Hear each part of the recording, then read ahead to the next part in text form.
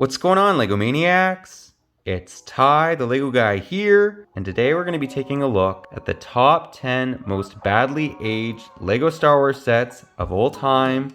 Been meaning to put this video out for a while. Thought it'd be interesting, want to hear your guys' feedback on it as well. I actually own most of these sets, so I have a pretty good idea about what they're all about. This is not to be confused with the worst Lego Star Wars sets of all time. That's going to be another video that we'll make in the future.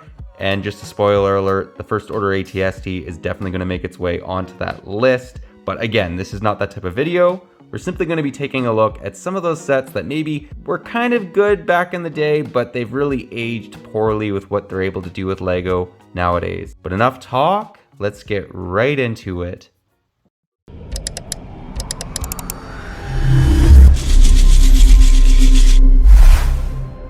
And at number 10, or the least badly aged Lego Star Wars set, in my opinion, at least out of this top 10 list, is going to be the 7134 Awing Fighter. Now don't get me wrong, I actually think that this isn't a terrible model. The coloring scheme was actually quite accurate to what we see from the film, which is actually somewhat rare for the 2000s, late 90s. A lot of times the colors that they use were completely off. This one's relatively accurate, although it does have some blue in some odd areas, but for the most part, you can tell what this is. Not a terrible looking model, but it is very bricky looking.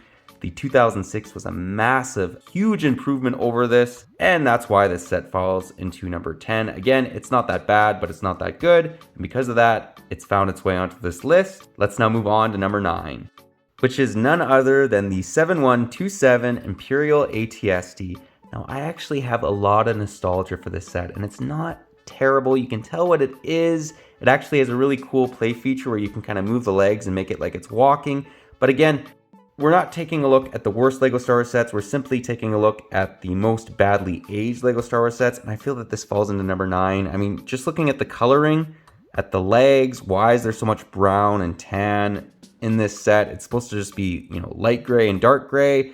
It is very undersized for what it should be as well. This set should definitely be twice as big. Following the same theme as the 2000 A-Wing, the 2007 ATSC was actually a massive improvement over this one. And yeah, I couldn't cut this one any slack. As much as I don't mind it, and I actually own a couple of them, it still falls in at number 9. It's not terrible, but again, it's not perfect, and the coloring's completely off.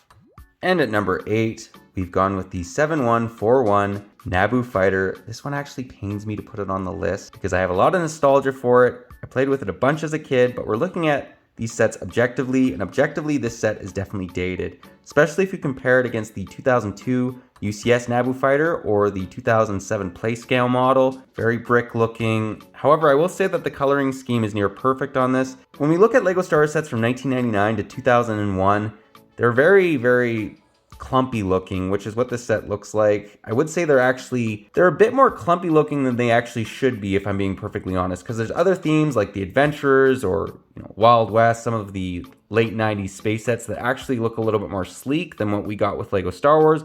Lego Star Wars really started to improve in 2002, so this set's no exception to that rule of 1999 to 2001. It's definitely very clumpy looking, but it's not terrible, but I had to put it on this list. It comes in at basically number 8.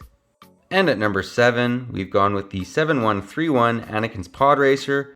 Don't get me wrong, this isn't actually a terrible set. You get some cool looking minifigures, an interesting build, but if we compare this against the other 1999 and 2000 Pod Racers, it's the least good one out of the crew. Let's just be, perfectly honest here. That tan middle that really holds the orange energy, it really stands out. I think it's to do with the scale of this pod racer. The other ones are much larger, whereas this one is the smallest, and it shows. If you also compare this against the future Anakins Pod Racers, this set's just not nearly as good as them. Because of that, I feel that this falls in at number 7. Not a terrible set, but again, it does look clumpy, and I don't think it really helped with when this set came out. Nowadays, they have a lot of other smaller, intricate pieces that can really improve this model at this scale, as we see with the future Anakins Pod Racers, but with this one, it was just a bad time for it to come out because of the pieces I think that were available. And because of that, I feel that it falls in at number 7.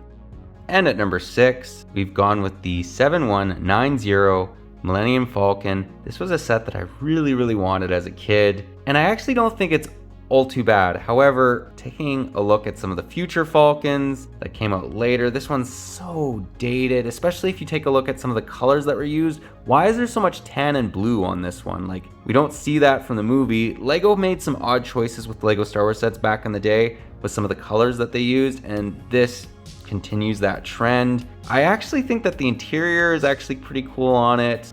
Again, I might have some nostalgia when looking back at this set, but again, it is quite clumpy. The coloring scheme is very off. If you look at the interior, it has a lot of weird colors as well, and you see that on the exterior. Because of those reasons, I feel it comes in at number 6. Again, it's not the worst set. I would actually like to own this one, but if we're looking at it, without rose-colored glasses, it's not all that good, and because of that, it falls in at number 6.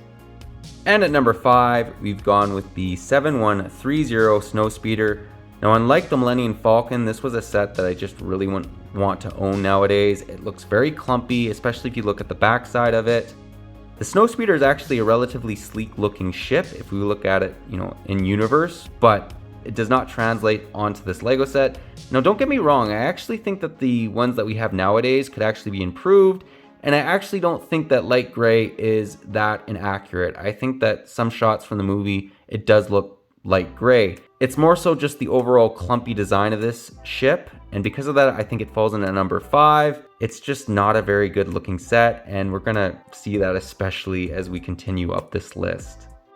And the next set that we'll take a look at is the 7161 Gungun Sub. I feel really bad putting this set on the list just because this was actually partly a gift from my mom. We kind of like split it and bought it together, and I actually think that it has some really cool looking features. You get Obi-Wan, Qui-Gon, and Jar Jar, which is great. This was actually one of the few sets that actually had Obi-Wan from from 1999 and 2000.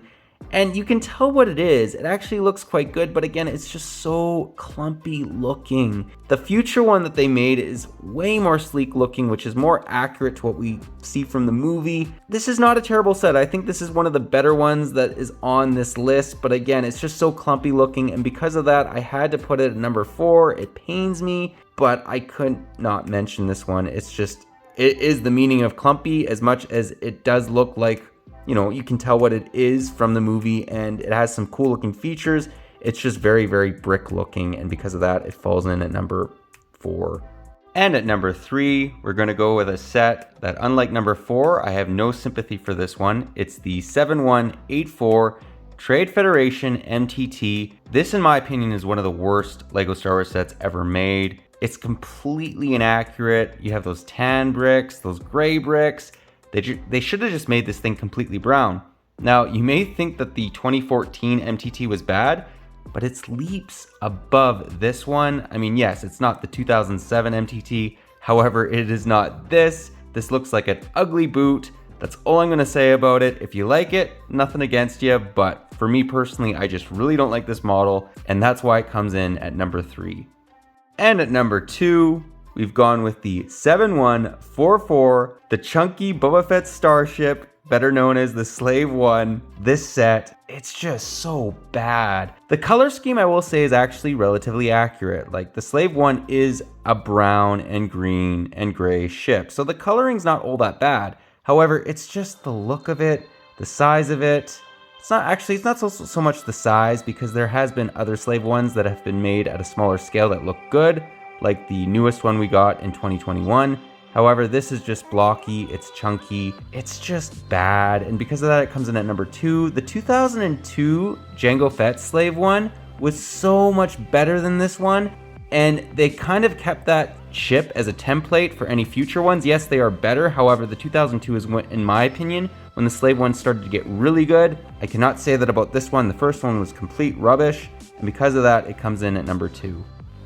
And at number 1, the most badly aged Lego Star Wars set, in my opinion, goes to the 7151 Sith Infiltrator. This thing is the epitome of blockiness. The scale of it's actually not too bad. I actually feel that it is about this size. However, it's just a bad, clumpy looking ship. Why is there blue on it? Nobody knows. Again, just like some of the previous models. The 2007, 2006 is when they really started to improve on a lot of these first edition models. The 2007 Sith Infiltrator, 2006, is leaps above this one, much better. However, when the Sith Infiltrator started back in 1999, it was very poor in my opinion. If you like it, nothing against you. Just like any of these other models, if you have a different opinion, that's okay. But in my opinion, this is just a bad set. The only thing that's good about it is you got Darth Maul, who I will say is actually really good looking, especially for 1999.